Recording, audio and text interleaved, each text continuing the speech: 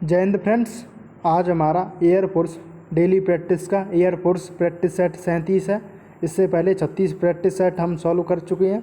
अगर आप लोगों ने नहीं देखे हैं तो प्लेलिस्ट बनी हुई है, जाकर के देख सकते हैं। एग्ज़ाम रिलेटेड क्वेश्चन है सभी, और आई होप आप लोगों की पढ़ाई अच्छी चल रही होगी।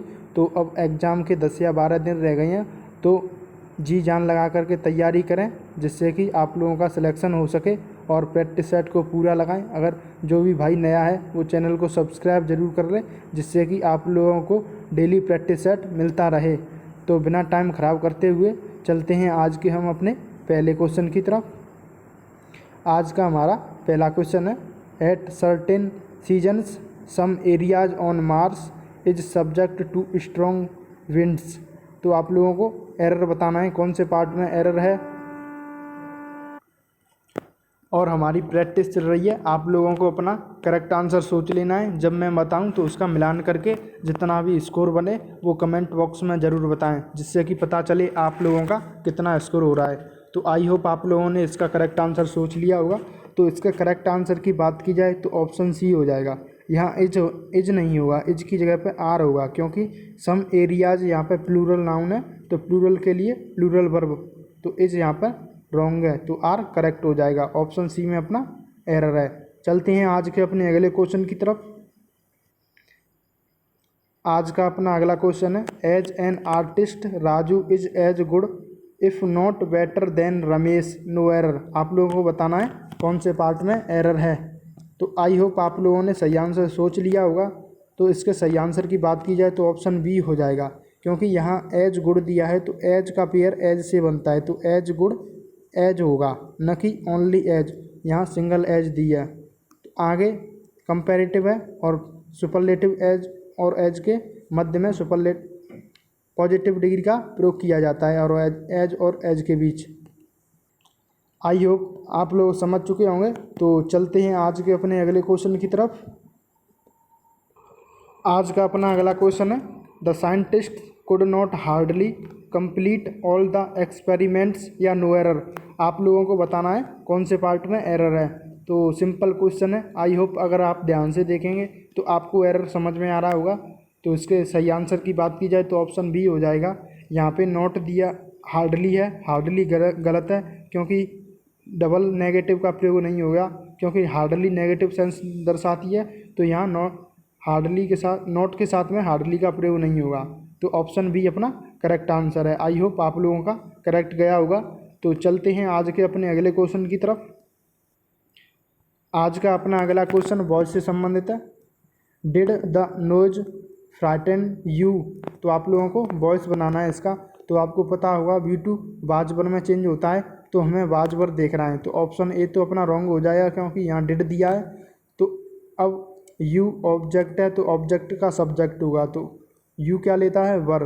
तो ऑप्शन बी, ऑप्शन सी अपना करेक्ट आंसर हो जाएगा, were you frightened by the nose.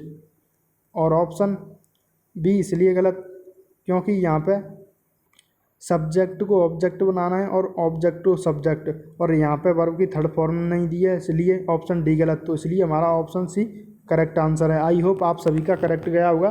तो चलते हैं आज के अपने अगले क्वेश्चन की तरफ। और हमारी डेली की प्रैक्टिस अगर पसंद आ रही हो तो लाइक एंड शेयर भी कर दिया करें, जिससे कि सभी लोगों को पता चल जाए प्रैक्टिस सेट के बारे में। तो चलते हैं आज के अपने अगले क्वेश्चन की तरफ। आज का अपना अगला क्वेश्चन है, we are reaching the end of this exercise. तो आपको पता होगा एज एम आर का वॉइस है, is am are plus being लग के बनता है। तो आई होप आप लोगों ने इसका करेक्ट आंसर सोच लिया होगा।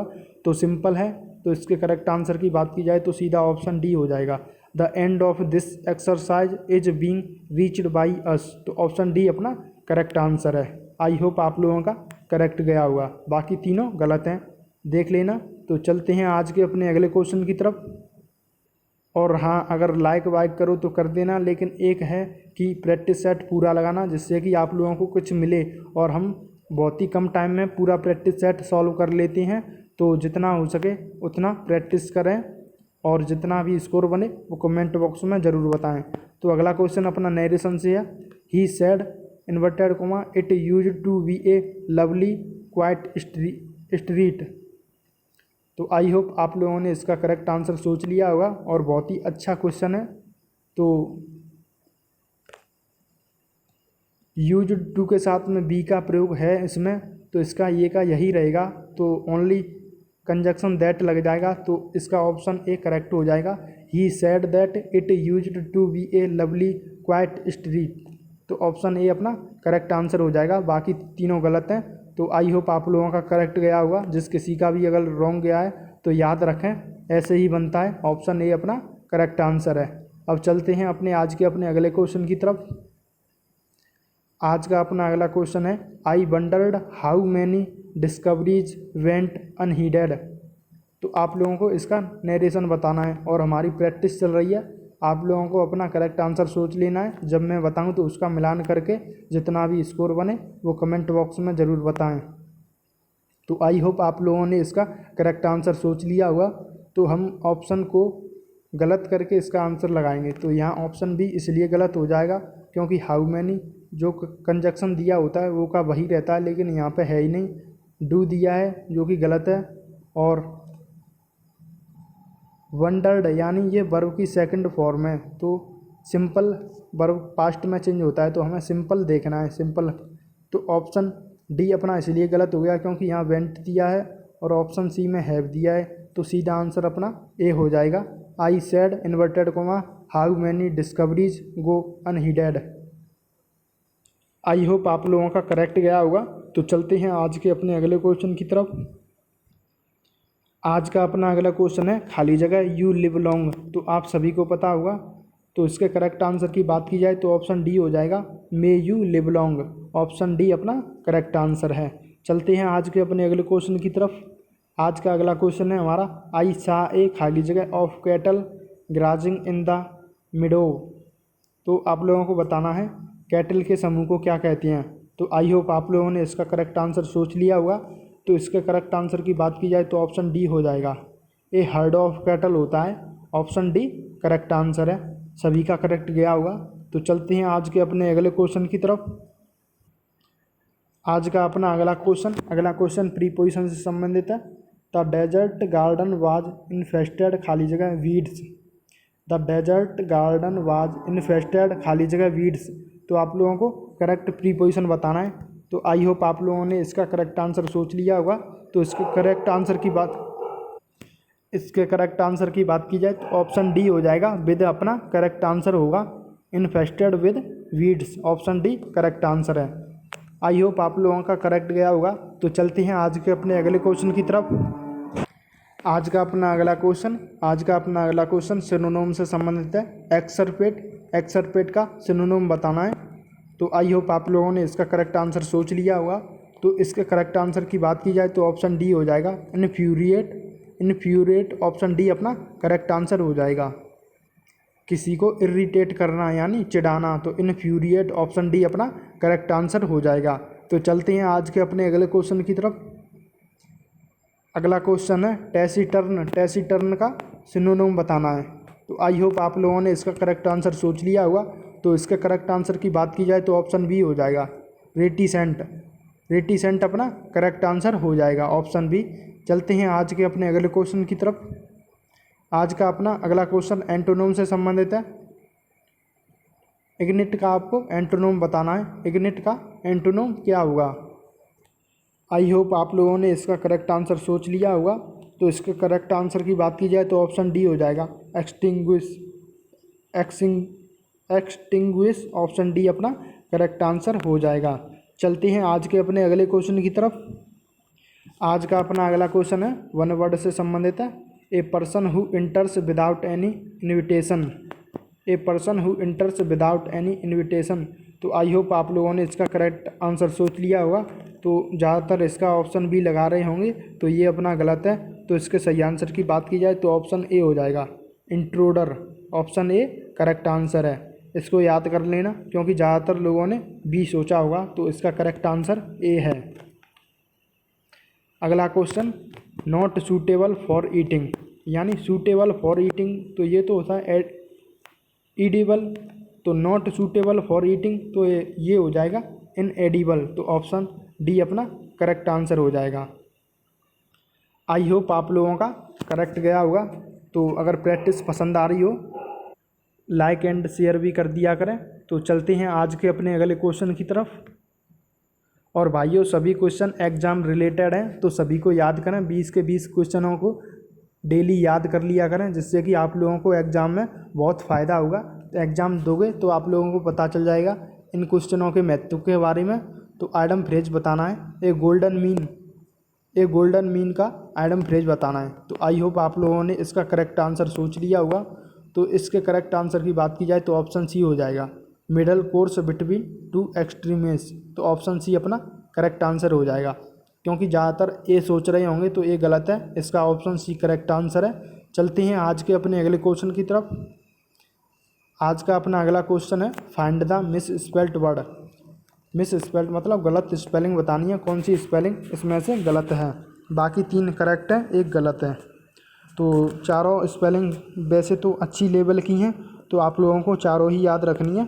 तो एडमोनिस ये करेक्ट है, तो ऑप्शन सी अपना करेक्ट हो जाएगा। ABORIGIN होता है एबॉर्जिन, तो यहाँ NE होगा। बाकी तीनों को याद, सभी को याद कर लें। एडमोनिस, एग्रेरियन, अबेरेशन, एबॉरिजिन, चारों स्पेलिंग मोस्ट इम्पोर्टेंट है। तो इसका सही आंसर अपना सी हो जाएगा। चलते हैं आज के अपने अगले क्वेश्चन की तरफ।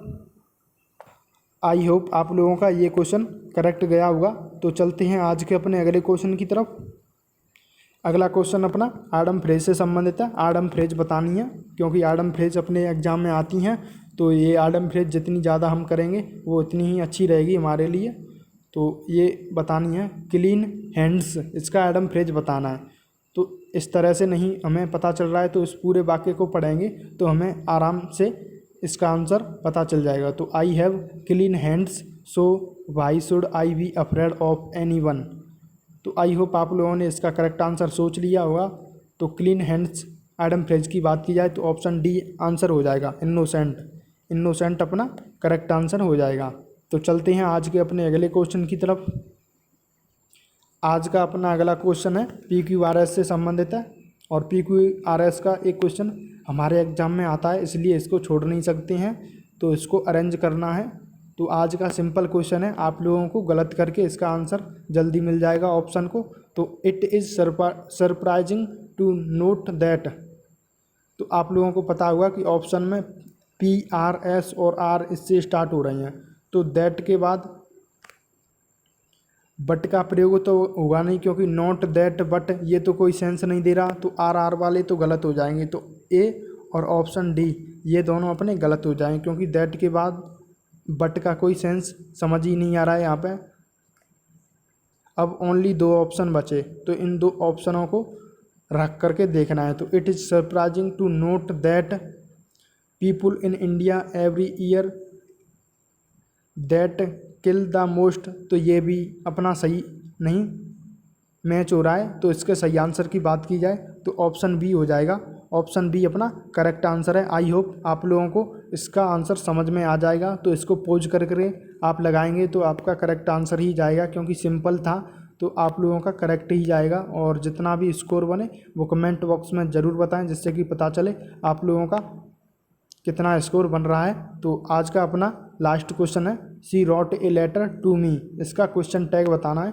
और क्वेश्चन टैग का क्वेश्चन इसलिए रखा जाता है क्योंकि एक क्वेश्चन हमारे एग्जाम में 100% आता है क्वेश्चन टैग का। तो इसका करेक्ट आंसर बताना है। तो इसमें क्या है, पॉजिटिव का तो नेगेटिव हो जाता है, नेगेटिव का पॉजिटिव। तो आई होप आप लोगों ने इसका करेक्ट आंसर सोच लिया होगा। तो ये पॉजिटिव है तो इसका नेगेटिव बनेगा। तो ऑप्शन बी और डी ये तो अपने गलत हो जाएंगे। और रोट क्या है, वर्ब की सेकंड फॉर्म है, तो ये डिड।